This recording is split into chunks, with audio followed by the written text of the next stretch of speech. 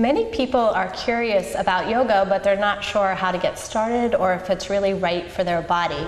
And Ivana Ustariz, who is a yoga teacher at the Yoga Loft, has been teaching over the past few years. And she has a physical challenge that she's dealing with. And today we're going to talk to her about how yoga can be appropriate for anybody. So Ivana, yoga is meant as a union between the spiritual and the physical. So how is it that we can really use yoga to help our physical bodies?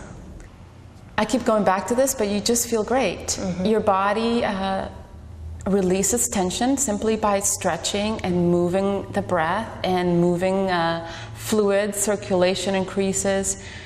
It opens you and you feel so good. Mm-hmm. And now science has been proving that a lot of these just more general feelings of openness and greatness is really like in the physical body, that it's changing all the, I don't know, chemicals, and you're actually releasing stress in a really more scientific way as well. Absolutely. I mean, tension is stagnation. Stagnation just does not feel good. When something's tight or blocked, it just simply doesn't feel good. So the contrast would be the opening, that release, that expansion.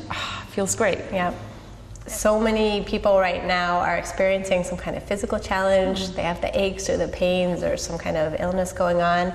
And I know you have Lyme's disease, and you can actually work with whatever disease or aches or pains that you have. So how does that work? How can you use yoga for a physical challenge? Yeah, yoga can be used at any time, with any disease, with any physical injury. With Lyme disease, I'm experiencing inflamed joints. So my shoulder joint's a bit inflamed and it's sore. And I find it that as long as we're guided into the alignment and the pose, I am 100% able to do it. And again, it feels great. And so do you help people make adjustments if they have something physical going on and they can't do it exactly the way the teacher is instructing them? Yep, we guide them through the poses verbally or with hands-on assists.